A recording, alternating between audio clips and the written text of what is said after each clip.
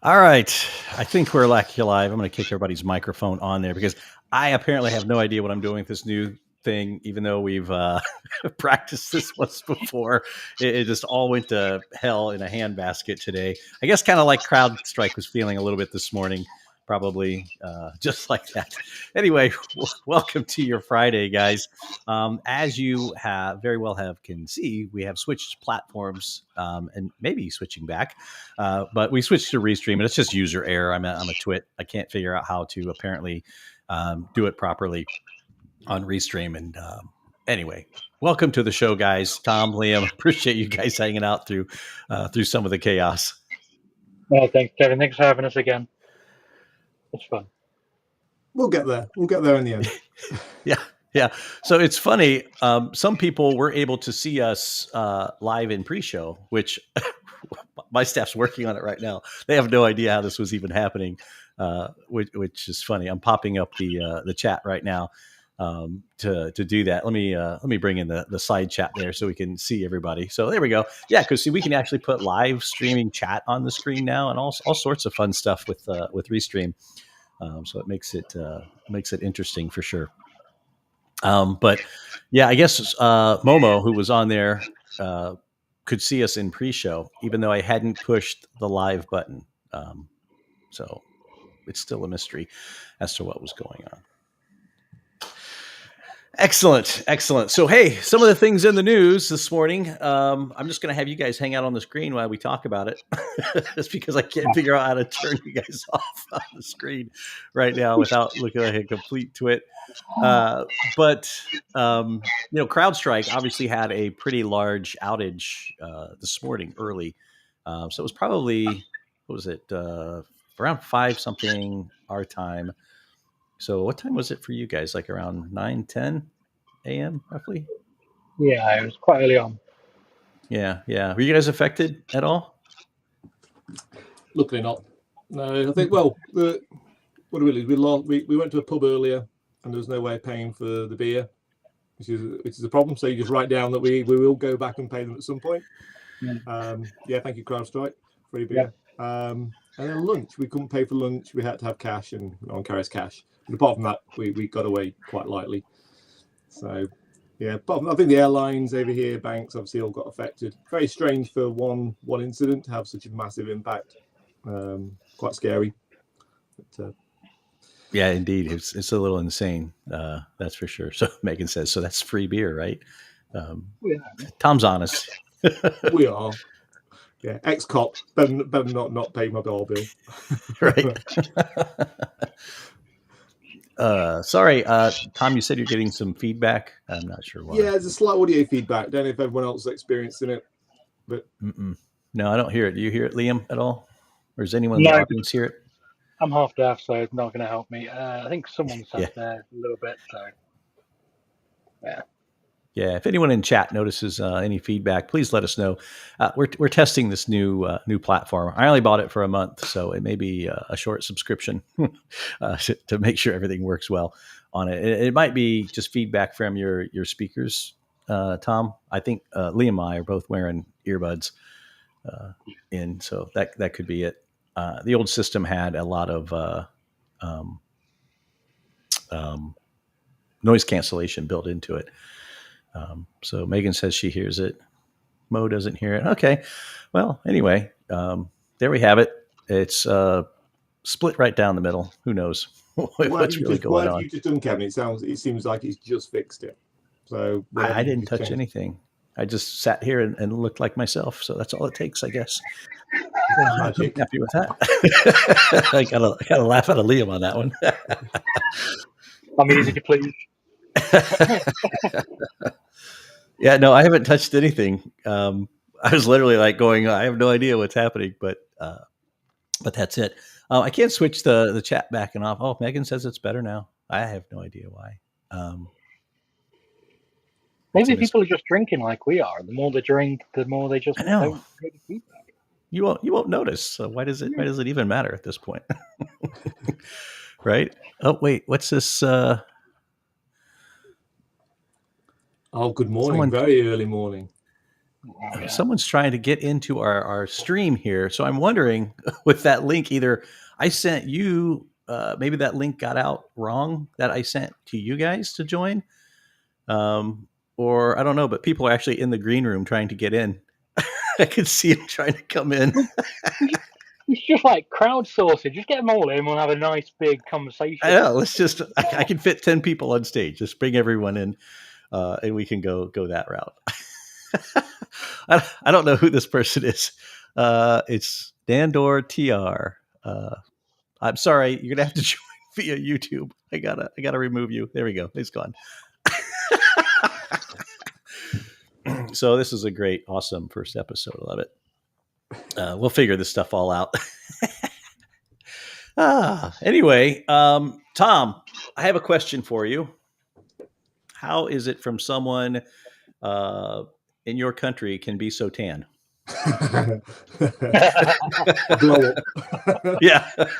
This new, I found a feature. It's like a new filter you can put on your image. So yeah, it's just going to make me slightly tanned. Although the weather here has been really, really good today. So this is our summer today. So this is what happens to you guys in one day. Yeah, because we're normally all pale and very white. We go outside and we just tan so quickly.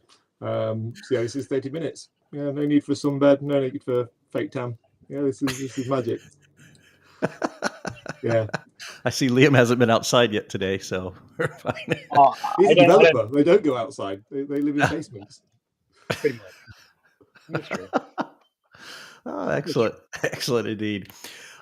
So real quick, also, I had this whole nice little QR code to set up for people. I was just curious here in chat. I'm kind of watching chat as it goes to. I'm going to pop it back up here.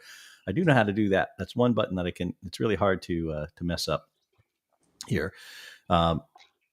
Who is not a member of Cyber Social Hub? I'm curious in the chat. Now I know there's about a 15-second delay, so we'll kind of hang out and watch the chat to see who's not. Because if you're not, I'm going to attempt to do this as well. Tom, I'm going to apologize ahead of time. I'm going to change our views around here to see if I can make this a little different where it doesn't totally make you disappear.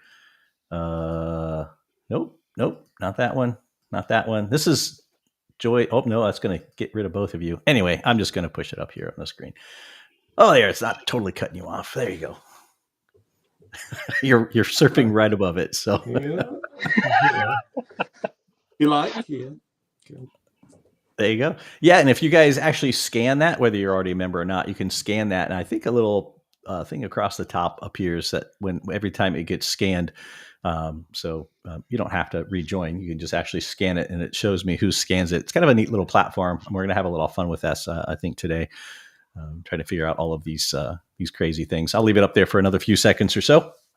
Hey, good morning, Puppet from Melbourne. All right, excellent. Who else is in here today? They're not used to having the chat kind of constantly scroll across the screen, and neither am I, because normally I have to watch it in a separate window. I don't know if it's going to be more distracting than it is helpful, because sometimes the audience goes on to their own conversation while we're having ours over here, which happens often. So yeah, there. See, someone scanned the QR code. It shows it right up there. Pretty nice stuff. All right, let me get rid of that thing, and then we'll go on to the next here. So let's talk a little bit about databases in CSAM investigations, as the topic says that we're going to talk about, and not mass failures in your video broadcast system. So I guess you guys were on the show just over a month ago, I think. And for those of you, those who don't know who you are, can you, Liam, can you introduce yourself first, and then we'll move on to Tom from there. Yeah, of course. I'm Dr. Leons, the CEO and founder of Semantics 21. So digital forensics through and through. Had the pleasure of working with Stats Police in 2009. They never sort of let me go. And I've had the pleasure now of working with so many forces around the world. Created Semantics 21 in just after I finished my PhD in digital forensics and teaching digital forensics staff uni, with the aim of bringing forces up to the 21st century and also bridging the semantic gap. That's what separates us from the robots, the way that we can think and do things without any prior training, etc. But for us, it was all about, I saw working with staff and that there was a real need for innovation to help wonderful investigators, heroes around the world to rescue more children faster and to cope with a complete barrage of media coming up. So we created Semantic 21 with the aim of allowing you to find more victims faster, and of course, at the same time, getting through caseloads, etc. So that's a little bit about us. Excellent, excellent. And Tom, I'll let you introduce yourself as well, sir. Thank you. So, yeah, my name's Tom Oldroyd. I'm the sales director and strategy director for Semantics 21. Background in law enforcement. So I was a police sergeant for 17 years, ran a high-tech crime here in the UK. So anything with a battery or a cable connected to it, my team that dealt with it. Got itchy feet after a few years and decided to go and work for Black Bag Technologies because I'm a big Apple fan. And then from there, obviously, they were acquired by Cellbrite. So I worked for Cellbrite for a couple of years. But I've always liked the mission of what Semantics 21 stand for. So I've known Liam for quite a few years, and it is an evolution from previous categorization tools that were on the market to new technology. And obviously, using their brain power, we're now creating tools and looking at where the gaps in the market are. It's my sort of responsibility as the sort of the cop head, cop investigator background, say, right, this is what I think is missing. These are the gaps we need to plug. So that's what we're trying to bring the two industries together, sort of investigators, cops, military backgrounds, geeks, and then create stuff that everyone wants to benefit from. And then keep the prices down. Big thing for us. Obviously, budgets are being sort of tightened globally, and we need to make sure that the tools and capabilities are accessible to everyone. So that's our objective. Excellent. And that's now, you guys approached me to come back on the show to talk about, in my opinion, one of the most important things. This was probably 95% of my caseload when I was doing investigations, were CSAM type investigations. And can you talk to us a little bit about, and I'm not sure, Liam, maybe you can take this one, the global database that you're referring to. Yeah, of course. So, you know, I think everyone's jumped on this bandwagon of AI is going to solve everything. And as a doctor, I hope I have a right to say I just don't think it will. I think AI will help filter things and AI will help speed up and make processes more efficiently once it gets there. But I think we're rushing it a little bit. And I think really one of the best sources of intelligence is still what we call traditional hash databases, but maybe elevated with what I'd take from being a hash database to an intelligence database.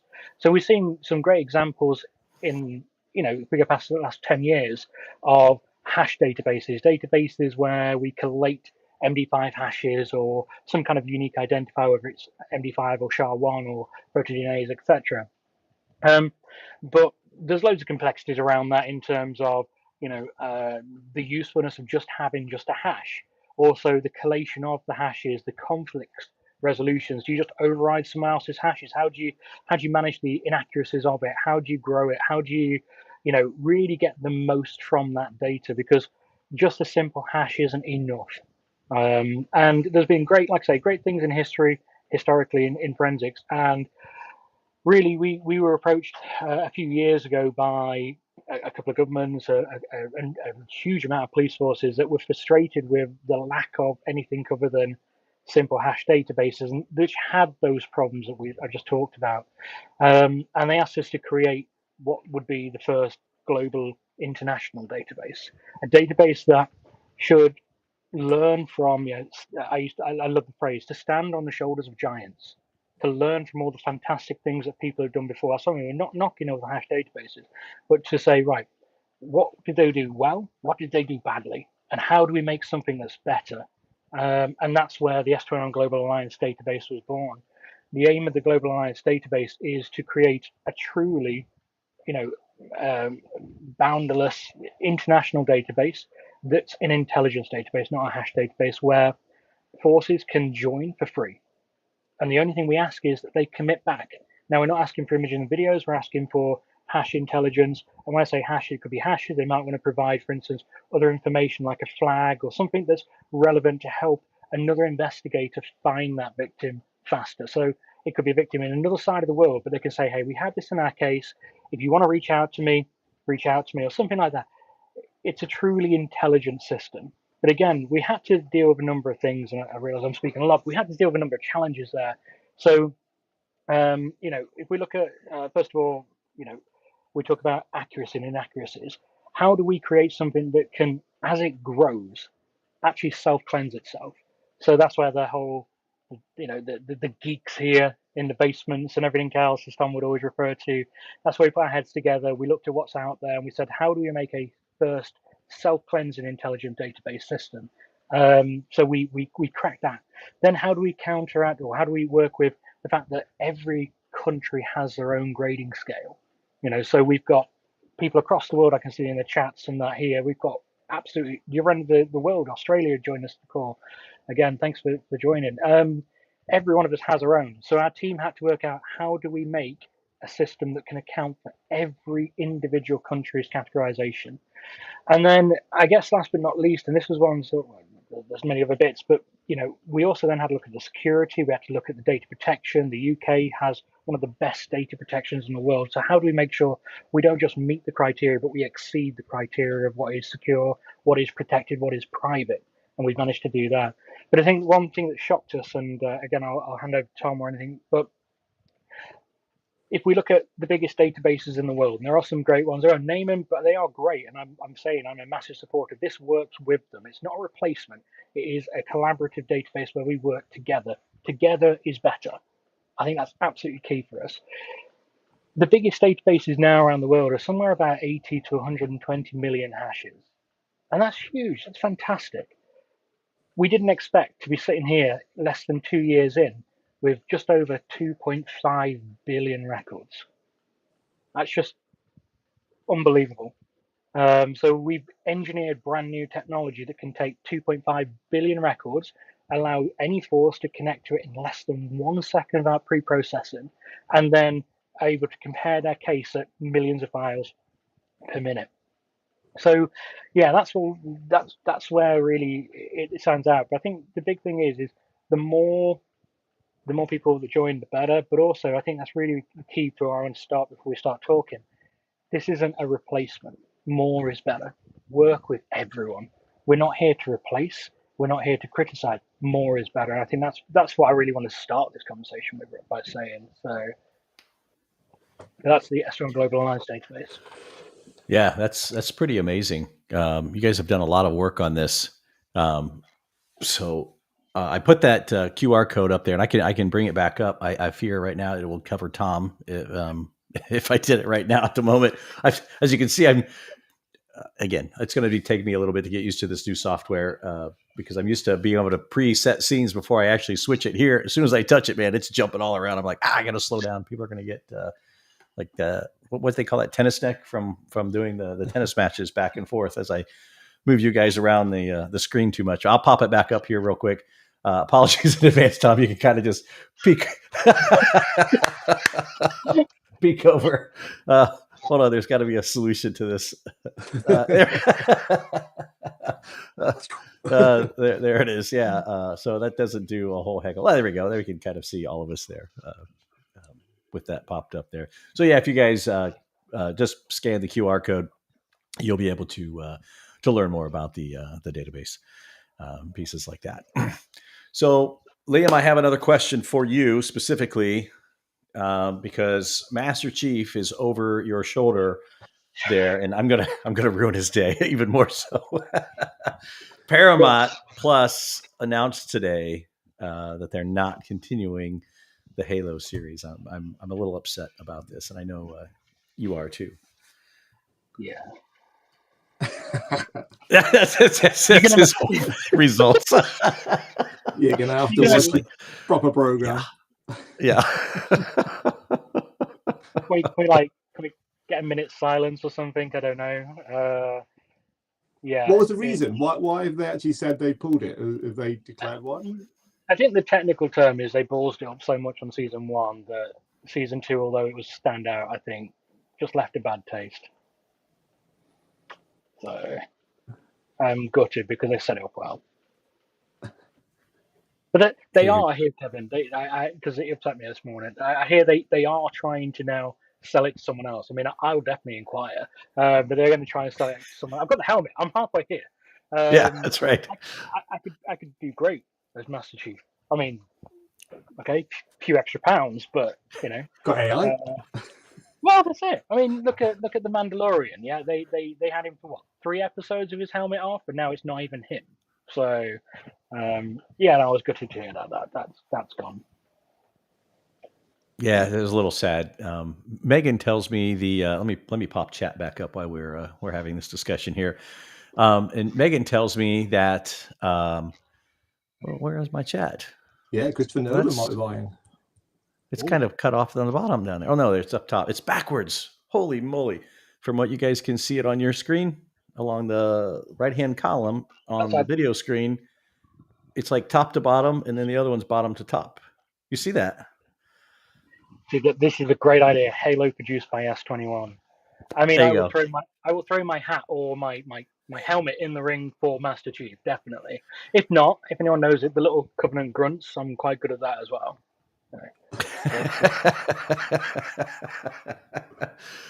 Perfect. Absolutely perfect. Yeah. Megan was telling me that it did sell actually, or you Brilliant. said they look. I think so. Megan, do you have that information? I am like putting you on the spot suddenly, and I know there's a delay there. I thought she was telling me this morning because we ranted about it in our morning meeting a little bit more of the fact that I ranted about it because there's not very many shows that I like on television.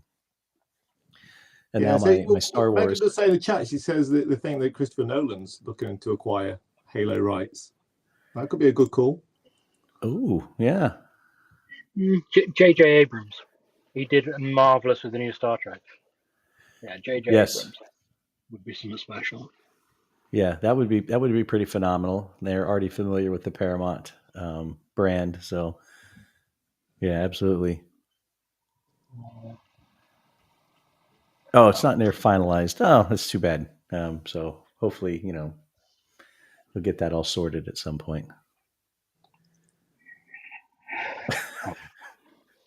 Yeah, excellent. Oh man. So guys, tell me a little bit about the database and myself as, when I was back in the lab doing these types of investigations, and Tom, maybe I can direct this one at you, is how can the average investigator benefit from having access to a database like this? Kind of put it in context for somebody maybe who's not familiar. Yeah, so the idea is, as we said, Liam said, AI is brilliant. We know AI is going to improve and it's going to get better over time. But when we look at CSAM investigations, your primary objective is to load in all the media as quickly as possible and then find the low-hanging fruit. So the files that have been previously seen before by other investigators, whether that be in your organization, within your state, obviously with the Global Alliance database, it's now global. So the idea being we all do the same job. So we add the media, we categorize the level of indecency or whether or not the file is legally held, therefore safe to possess. And obviously you're applying those tags. Now, obviously everyone across the world applies a different level of tag. What happens is if you have a normal database, one of the historic databases, they don't really ever get shared outside of your jurisdiction or outside of your state or your country. They're normally country-based. But because this is such a big scale problem with CSAM, we need more and more people to actually be working together. Therefore, your databases get bigger. So when we have media that's being circulated so quickly online, and now that offenders can be in chat rooms together, and they don't have a border, they don't care who they're talking to or where they're based. The idea is if an investigator has previously seen a file that they've flagged as being illegal, when you're adding 5, 6, 7, 8 million files to your investigation, you're very quickly comparing that to our database, and that's saying, hey, all these files here we've seen before, these are legally held, and all these files here, within seconds, these are indecent. And somewhere in the world they've been classified as indecent. We can show you who graded them, when they graded them, whether or not they're first generation, whether or not they believe there's AI involved, that could be AI generated material, if they have the notes and the descriptions. So one of the horrible jobs, especially when you look at CSAM, we have to describe what the content of the picture or the video file is.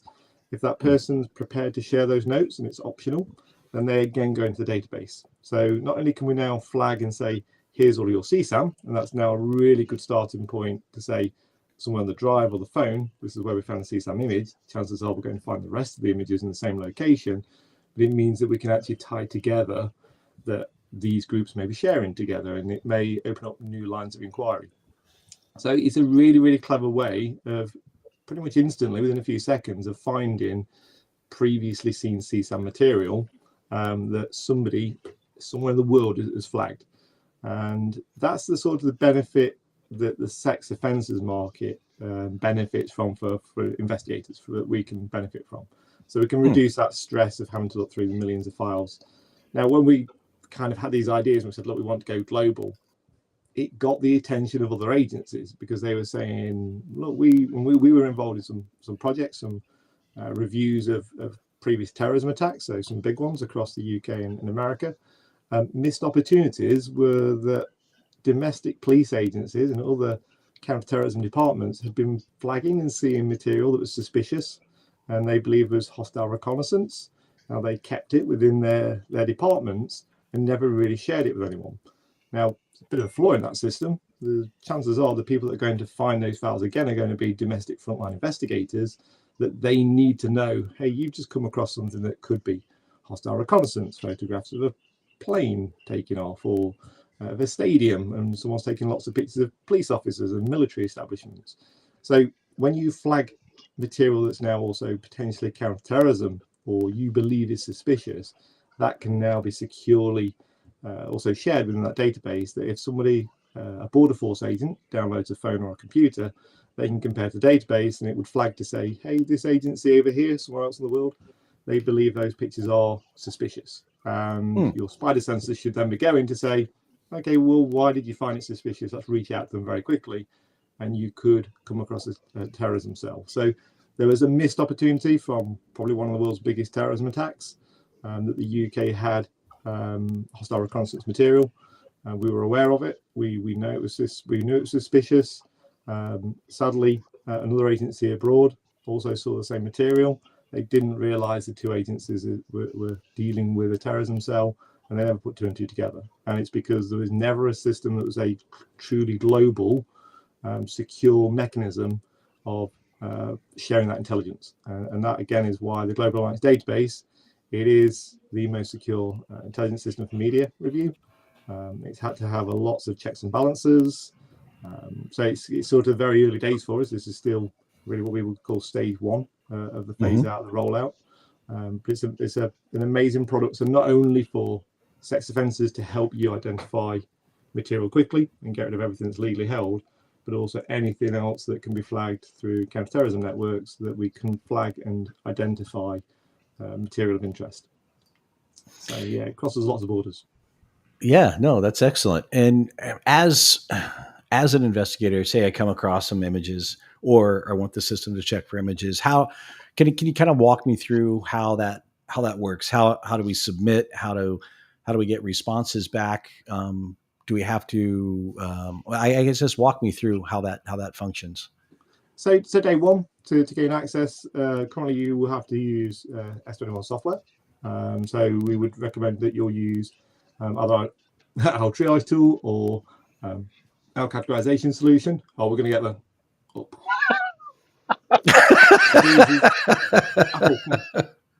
Yeah, it's all Apple. Oh, there you go. So we can just get the rock and roll as well. So that's my favorite. They are cool. So yeah, so all you did is you would use our software. Ultimately, you would add all your media in, and you would start to have your local database. So if you're grading and you're adding all your notes and tags to your local database, which is easy to set up, you would then say, okay, we want to join the Global Alliance. You would register online. Your registration is just verified to, we have then approval to let you have access to the database, but you have to share your contributions with us to gain access. That's part of the terms and conditions. So once you've then sent your data to us, and the moment you say, I want to join, and you create your first export, you choose what you're prepared to share. Now, we don't need any of the media at all. It's the intelligence we're after. But the moment you say export, it then creates an encrypted payload. So the encrypted payload, you would then have an upload link that we provide you that's unique to your organization. You would then provide that online. So again, this is a totally offline style system when it's operating. The only time you need the internet is to send us the package first. We then merge that with everyone else's packages. That then gets released, and at the moment it's on a quarterly basis. And then we release the master file. That master file is then provided to you. You download that master file, you place it onto your network. On our software, you point to that master file, and then instantly you would have access to 2.5 billion global records that you can then start comparing against. So it's painless. It should be really easy. We're gone are the days of having to parse JSON files or XML files. This thing is instant, but it's fully encrypted. And after 3 months, what you'll find is the encrypted file self-destructs, a bit like Mission Impossible. Again, extra steps we had to go through to satisfy various organizations and agencies across the world that this thing is pretty bulletproof, because of the sensitive nature of some of the content inside the database. And that's the workflow. And then you just keep doing that every 3 months. You upload your package, and then you download the master file and you point to the master file. So as easy as possible. Yeah, no, that sounds really easy. Actually, I love the fact that it's offline and doesn't require you to be online here. Justin has a good point here. Let me see if I can. I'm supposed to be able to bring chat up individually too. So let's see if this. Hey, looky there! It does. It just slices poor Tom's head off. You're gonna get the brunt of this today. Yeah. Yeah. So just this question. Yeah, just you're right. So to gain access, you have to share. So we've had this with various different agencies, and it's normally the big 3-letter agencies that always want to be a bit like Gollum, and everything's precious and it's always mine. This thing only works if people are prepared to share, and we can only allow you access if you are prepared to share your content with us. So as long as we get hashes, the point that you create the export, you have to agree to the terms and conditions. The terms and conditions then apply that the data can be shared with us. So we go through a very similar way security system like Facebook, which is why they've gone end-to-end encrypted. It just means that everything is fully encrypted. We can't see the content of the database. So we always get asked how many hashes are in there or what the type of hashes. We don't know. But yeah, you have to contribute to be then gain access to everyone else's. And we can obviously only share it with countries that are trusted. So there's obviously certain countries won't ever have access to this. No, that's very cool. I like it. Oh, Justin, I hope that answers your question that you may have had. Also, if you guys do have a question, feel free to put it into chat. There's no guarantee that I'll figure out how to actually post it on the screen, but we'll get to your question. I promise we can all see the chats, which is kind of nice that both Liam and Tom can see it on this system. A little bit different from the last one with that. So what else is going on at Semantics 21? What's new in your day-to-day life? Now, I know both of you have been traveling quite a bit and you're suffering from heat waves. What else is going on? Yeah, it's a good time for me to say apologies for the Hasselhoff look. It is just red hot in this office. I mean, it's like a poor man's Baywatch. I get that. I apologize for everyone that's listening and watching. I won't describe it for those listening, but you don't see it. Yeah, it's a busy time. It's a really busy time. There's so much. Obviously we've had the new release of 2.5. The GAD just keeps every quarter growing exponentially. We're growing at like 300 million records per quarter. That's all police records. There's no other type of records than just literally this police intelligence database that's coming through. That's busy. Next month we have a brand new product launching with CCTV and a brand new automation product as well. Yeah, it's a busy time. Tom's definitely busy. The geeks here are definitely busy. Working hard. That's pretty awesome. That's pretty awesome for sure. I don't want to talk too much about the other things you guys have going on because I know we have you on next month as well to kind of talk about that. So I don't want to give away that podcast. But if you guys do have a question there in the audience, let me double check this here. There we go. You guys can ask because we can actually bring the live chat right up on the screen. And with that, in hindsight, I'm thinking maybe that's not such a great idea to have live chat broadcasting out across all the networks. I think the two people I would worry about most are actually in here as guests, so I will be safe. I think for this one, we should be. So no, that's a very good. So Justin did respond. Says for sure it's a great method. Tom, Yeah, to answer your question. I think that's important as well. I think it almost levels the playing field for smaller units, and I think that's really important. We work with a lot of units where they only have one or two people in the unit as well, and I think even to say, oh, we've only got like a small amount of data, that doesn't matter because even if you contribute a small amount, what you've got, you're still getting access to the full amount. And who's to Mhm. say that the small amount of data that you have in your unit doesn't lead to finding a victim or a suspect or stopping a terrorist attack? Because just that small, even just one record could make the difference between another investigator putting the jigsaw together and saving a life. So it's really neutral in that respect, and that's really a key thing that we try to do. That's why it's free to law enforcement. That's the key. It's free to everyone. But in terms of, we've got a 3 phase of what we want to try and do for the rollout. In the first phase, obviously, with law enforcement, then we know that there are other third parties, for instance, other third party tools in forensics that will benefit. It's trying to be inclusive, but it's a step by step rollout at the minute.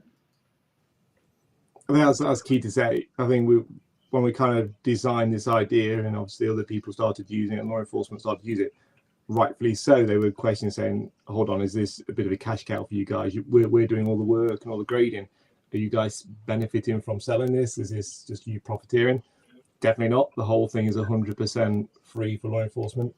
We also, so Liam said, there's a 3-stage approach, which is kind of what I have to manage. Stage 1 is we needed to make sure this thing worked, and we needed to get law enforcement on board. We need to make sure the cross borders thing works. The back end is sponsored by Microsoft. Microsoft, please don't go down again. So we needed to make sure everything worked as we expect and as we've designed it.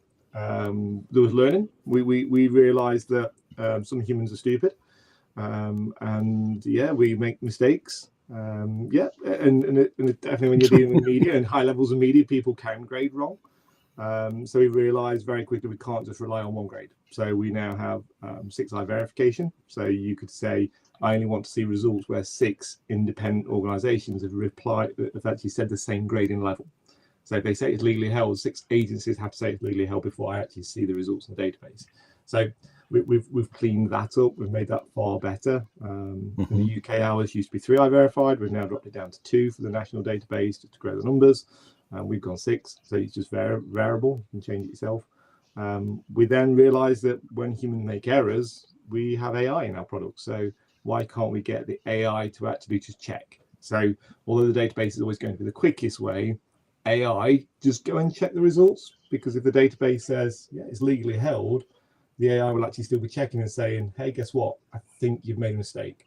Somebody in the database has said legally held, but I'm thinking that is actually CSAM. So can you actually just double check for me? So we now even build in safety measures into the database. So phase 1 was a lot of learning to find out where all these issues occurred. Phase 2 is, as we've said before, this is a global problem, and we can't keep bashing Facebook or Mega or anyone else. They've created platforms for their jobs. We need to work with them, and we need to say to them, look, here's all the CSAM that and revenge pornography. You can tag revenge pornography in this system as well. We need to say to those tech firms, get that material offline as quickly as you can. Stop it being circulated. Let's try and cut it off at the source when it's online. But this is a contribution-led system. So Facebook, you want access to the data, we need your data. And you're not providing it to law enforcement. You're providing it to us as a private company.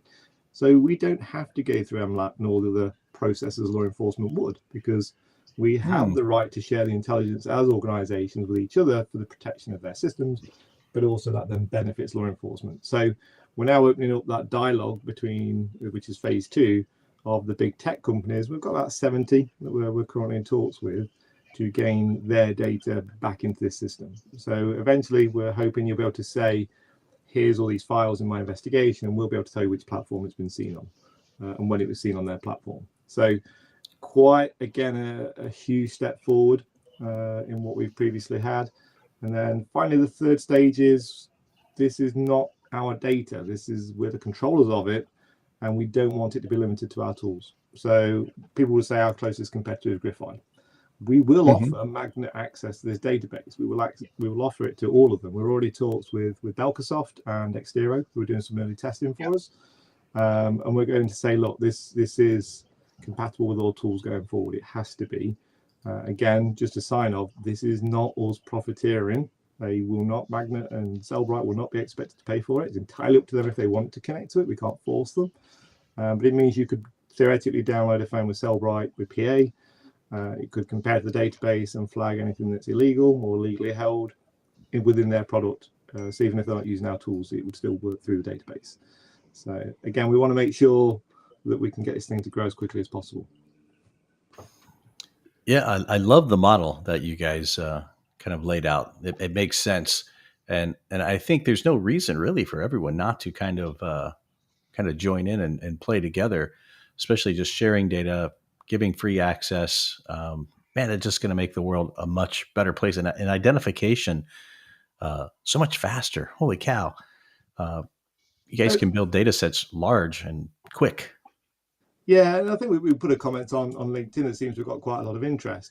Obviously, the Americans you've had the incidents this week with Trump being shot at, and the breaking into the phone. Cellbrite, brilliant. That's exactly what they're for. To gain access to these devices, and it's a sensible company providing sensible law enforcement.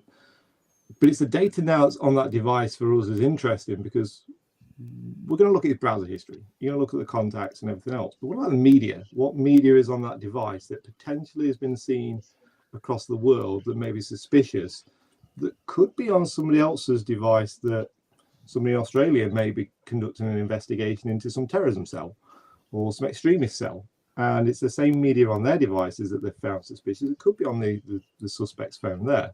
And again, you need to be able to bridge and work out where this material's come from, who else is accessing it, because again, like-minded people are going to be talking to each other, and that's the whole idea of this database.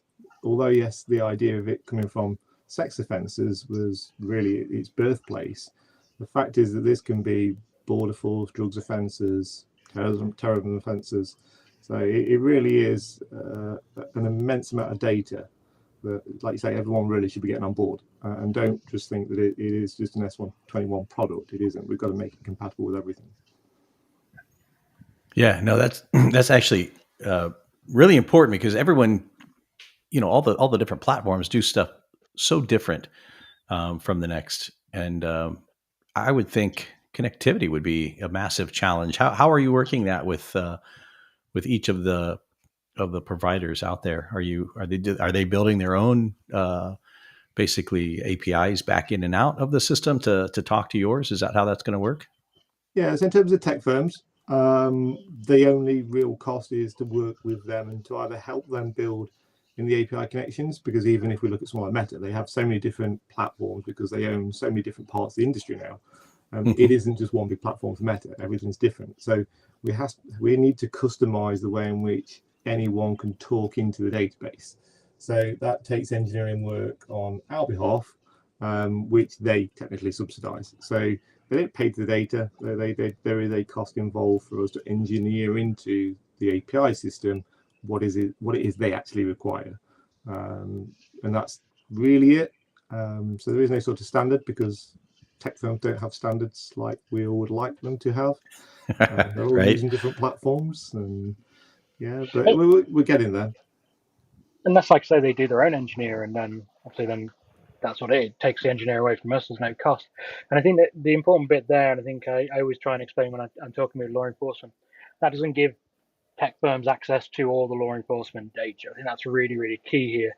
What they'll get is the notable, non-notable style system. They'll get someone's uploading these 10 these 10 files. Have they been seen before? No, they're non-notable, then no problems, or they're not being seen, or actually this has been notable, so they can either block it from being uploaded to their platform and potentially pass stuff on to NIPMEC or something like that, or one of the other agencies we work with, Arachnid, wonderful shout out to Project Arachnid as well. So they don't get access to the law enforcement side of the system. They just get almost a breathalyzer for what's going up. It's a breathalyzer for CSAM content or for notable content. And it's an intelligence database that can say, we've seen it before, it's been notable by someone around the world, or it's been seen before, it's not notable, it's just usual spam kind of thing, or we aren't sure what it is. So then their moderators, etc., can spend the time looking and reviewing those things. And I think that's really key as well. It's not going to affect investigations. There is going to be, we've had to put extra safeguards in now. We've built and agreed with our organisations that they get the data a little bit slower than law enforcement, so we don't affect any kind of active case or anything like that. So we've took all this. The methods we took are unbelievable to satisfy everyone's requirements, and any new requirements that come out of the woodwork, we'll beat those as well. Yeah, I would have considered that. That's smart on your part. Of course, that's why you've done it and not me. Is that delay of active cases? I would not even have thought of that. And before something's flagged or make this notable, that's interesting design on that too. Holy cow! I would say I'm curious to ask our audience too. Is if they're using any type of database in their investigations. As we're talking, if you get a chance, just kind of pop up yes, no into the chat if you are. Be curious. And why wouldn't you connect to this? I don't see any cons at all to doing this. How long does it take normally for once an application goes to push through? Minutes. It literally is. You can apply for access to it as long as your country is on the nice list. We then give you access to the database to do your uploads. The upload, then we verify, and once we're verified, then you get put on the nice list that you then can download the file. It's all audited and all fully tracked, so it has to be justifiable who has what, including obviously, like I say, the kill switch. A maximum amount of time you've got it is 3 months, and then the database dies. Like Liam says, there's the safety measures we had to jump through to satisfy the key government agencies was immense, because again it is sensitive data, and we needed to behave ourselves and make sure that this thing was future proof, and that's why we've now built in tags for AI generated material. So if an investigator finds AI content, then they can tag that. Now they might be lucky to have the EXIF data, but in the future an investigator doesn't have the EXIF data that would indicate it's AI generated, so they can actually look in the database and say an investigator in Vancouver, for instance, has tagged these as all as CSAM AI generated.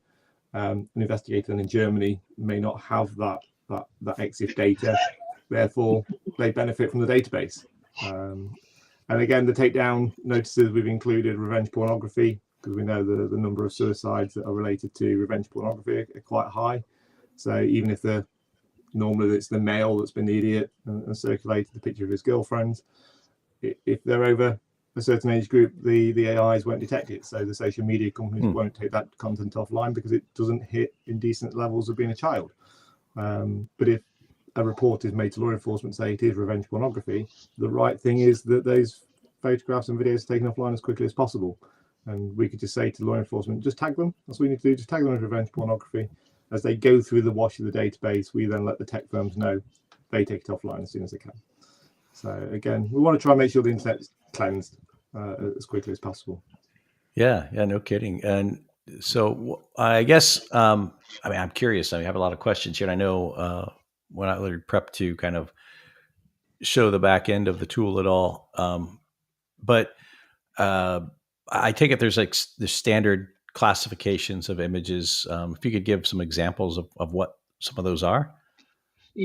Yeah, it depends really, because it works based on each country's severity rating. So if we look at Australia, that's completely different to the UK, different to America and Canada. So we account for every different categorization system across the world. What then happens is, if a UK investigator flags something as being CSAM or indicative of CSAM, or we call it Cat A, B, and C. I won't go into what they are. I think UK investigators online will know what they are. We have a 9-scale system. We put those in, and then if a Canadian investigator sees those, what they'll see in their filters, they'll see the UK have said it's A, and it gives a description of what an A is in the UK, so they understand what's happening in that image. So they can say, yeah, in Canada, they're simply a Cat 1. It's a CSAM, whether it's an A, B, or C, it's simply a Cat 1. A much more simpler level system of 0, 1, 2, 3 over in Canada, and it's quite nice. But then Australia, there are some forces that work with 10 plus different levels, almost 20 different scales. Really?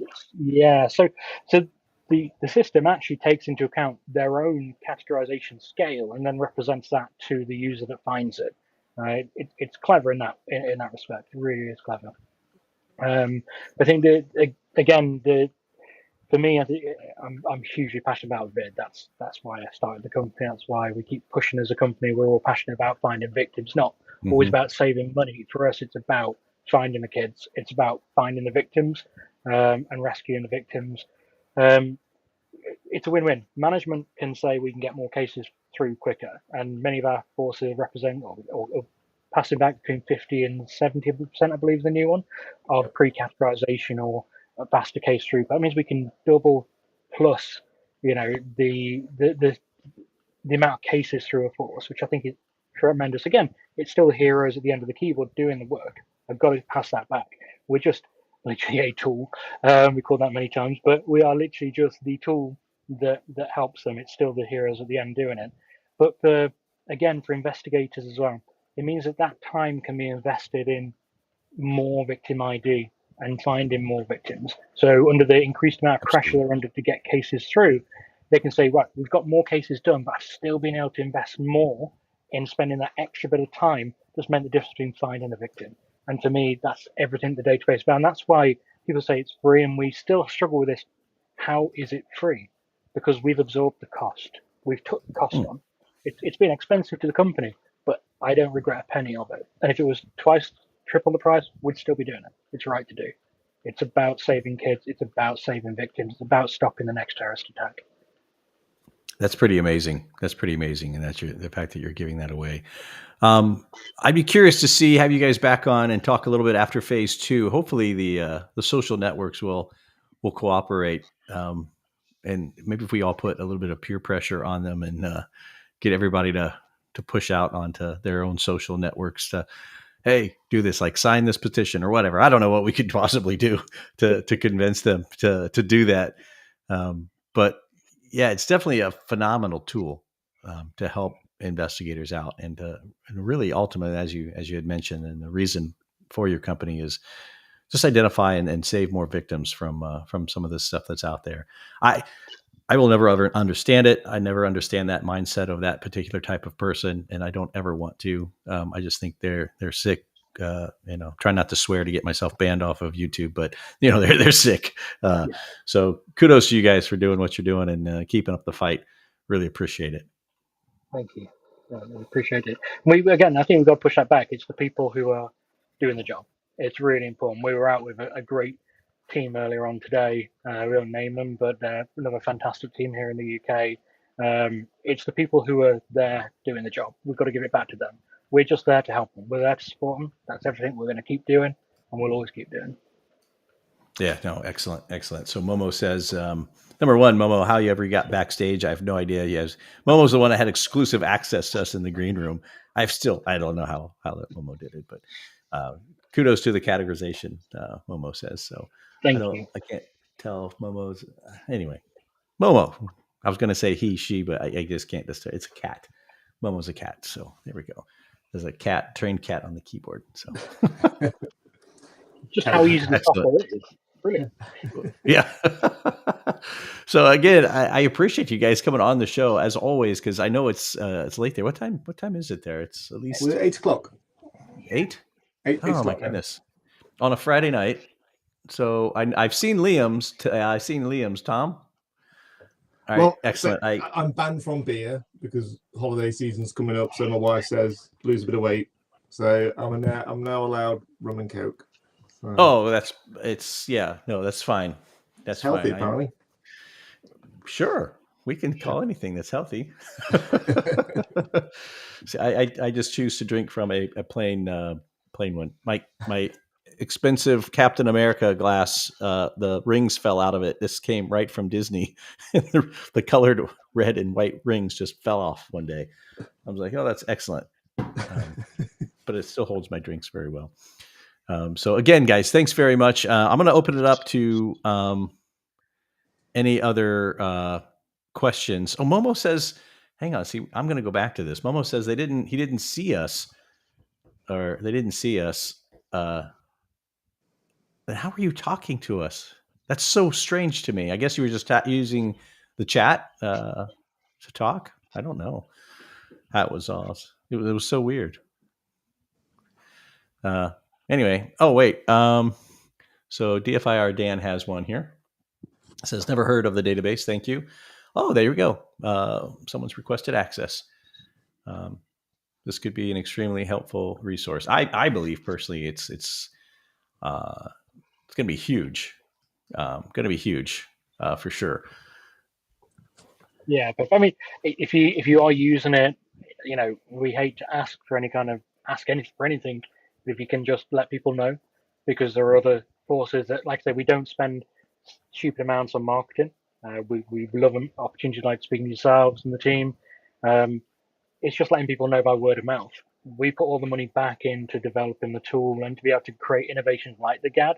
So we just ask if you can share something, if you can share one of our social posts, if you can just share out the database and let people know it's free. We're not asking for money from them. It would make a huge difference, hopefully, to our investigations, but also to us, so we can keep giving these free innovations out and keep helping. I think one thing to make sure people are aware of, because obviously I know DFIR Dan's requesting access, is the database is currently compatible with our tools. So you have to be using the Semantic 21 tools within phase 1. So phase 1, phase 2, obviously tech firms. Phase 3, that's where we'll open up access to those third parties. If you don't have a categorization tool, we will help you out. If you're a HSI hero, then the heroes don't pay for our software. We have obviously a law enforcement military background, so we think that's an awesome way of getting people that are ex-vets back into law enforcement. So we've always had a commitment to law enforcement that heroes don't pay. So if there are any HSI heroes listening to this, you get the access to the software, just contribute your database back, and then you have the database as well for free. So literally you've got an entire free forensics capability.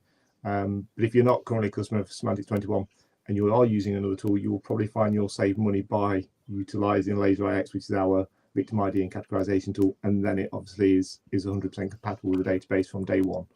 So just make sure people who are listening want access to the database. It's not a text database. You can't see inside of it. It's encrypted. The only software that can read the encryption is our own products at the moment. But yeah, DFI Dan will reach out to you and let you know. But do poke your current tools and just get your current tools to reach out to us. We are asking and trying to get the third party tools on board, but just ask them. They're really responsive. But a lot of tools have said, there's a few tools anyway. There's many just said yeah straight away, absolutely. There's a few that said let's wait for the customers to ask us. So just go to your account manager and just say, hey, we'd like you to work with these guys so that we can access that, because there are a couple maybe mentioned today where it's like we want to hear enough of our customers say they want it before they're going to spend the time to integrate the free system. So yeah. No, that's great. And Dan says, yeah, gotcha. Sounds great. I think that's a good email we can send out to our email list, just to give everyone a. Justin says, "I'll poke the product guys to hurry up over at Xtero." Yeah. Hey, Justin, real quick. Also, my wife stole that awesome long sleeve X shirt you gave me, so I had to steal it back today. So it's an ongoing fight in the household. Literally, I don't know where it's at because she's stolen it back. I had it hidden here in my office, and I'm looking over.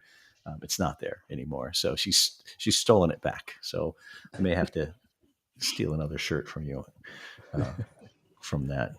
It's an ongoing thing with my wife. Just you'll have like a carload of them. It's like whenever you got swag from a company, you always had I've got thousands of Macquisitions, the old black bag Macquisitions that everyone keep going to get. Where'd you get them from? Let's use them like USB sticks. It's like they were going away. We were going to get rid of them, so I just use them. Yeah, T-shirts, things like that. We all end up with pens, millions of pens. Yeah. Oh yeah, pens. I have something for you too. When I actually see you in person at some point too. Now you've officially been on the show. I stopped giving these out for a while because they ran out of stock, but now they're back in. It's a little different than this one. There's an actual additional logos on here. but these little guys right here, have you seen these? Yeah, they look awesome. You mentioned on your last show the cartridge of the M. Yeah. The Warthog, aren't they? Yeah, the Warthog. So I have to get these things to you next time I see you guys at a show, or I can just ship them over. But I'm a little worried about customs or immigrations. It's like, why are he's sending ammunition parts overseas? I'm like, no reason at all. Get me an extra one next time I see the king himself. I'll ping one out and see if he wants one. There you go. Or you can just put a word in to say, hey, this is going to be coming through. Just make sure that slides right through for us. That's it. Liam name dropping again that he just meets. Yeah, I know. Now we do in the UK. Now we have to go over, and you have to tell our listeners, why were you hanging out with the king? Were you guys having a bourbon and a beer, or what was happening there? Well, we were drinking. Yeah, we were definitely drinking. Yeah, no, we talked about it just before. I don't know if people were on it, so I was just following up on that. Yeah, no. So because we won this year's King's Award as well, which is fantastic. Incredible honour.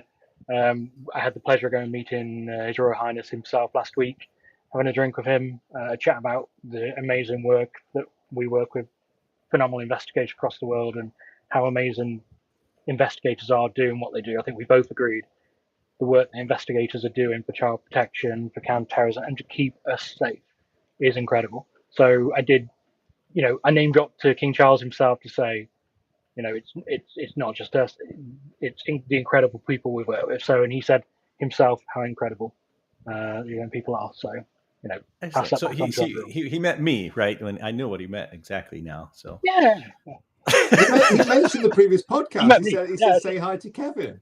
He says, I really enjoy this podcast. I listen every Friday. That's it. Yeah, sure. Wins the captain. Yeah, good for him. But yeah, I'll take one of those, see if I get past security with a Warthog shell. You might. I'd rather you get the glove treatment, the latex glove and lube as you get back into your own country than our federal agents coming here and getting me. So. I might be the first person to be beheaded in London and the Tower of London. Yeah, they can revitalize the old block there. I've been there. I've seen it. So yeah. Why not? Awesome. Speaking of that, I don't have any swag from you guys yet either. So we'll have to do some trade. We have some cool challenge coins. No, really. Literally with my hand. Yeah, I've been messing with it. It's a bring that closer. Bring that closer. Hold on. Let me see if I can make you maximize here on the screen. Oh, there we go. Woo, there we go. All the full Liam show. That's awesome. Look at that. Oh, I like it. That's a beer opener, isn't it? It is a beer opener. You've got to. I couldn't imagine anything else. Right. I couldn't imagine anything else. That's awesome. So it's like the evolution of products. So we take any other ideas anyone else has had and make them better. So. Oh, absolutely. Well, guys, thanks so much. I just looked at the clock and realized, where did the time go? We're 6 minutes after already before the show was supposed to be over. Just one thing, Kevin, I don't know if you noticed it. Momo's putting a comment in the box just saying, how do they get access to the database? Just go onto the Semantics 21 website, navigate to the page that says database. I'm assuming Momo can't see what we're looking at. So I don't know if they're audio only, but just go to the Semantics 21 web page, contact us, and we'll reach out to you. Yeah, there you go. And it's I don't know what the URL is there that I put in that QR code. I think it does take you to some rogue website just to kind of rickroll everyone. It's taking the Rick Ashley song is really what it's happening. So that would be funny. That would be great, wouldn't it? Yeah. We could just dress Tom up and go and do karaoke. That'd be brilliant. Isn't there an Easter egg in our programs that does that? Oh, look at that. Oh, now we have to find it. Now we have to find it. Well, excellent, guys. Thanks you very much. I tell you what, hang out. Don't go anywhere yet because I got to figure out, number one, how to stop the show. I just realized, okay, there's an end stream button. Good, I can see that. I didn't practice that part. And then I'll chat with you after show as well. So again, thank you guys so much for coming on the show again. I really appreciate it. Thank you. Thank you for having us. Kevin. Thanks, everyone. Thanks everyone for joining.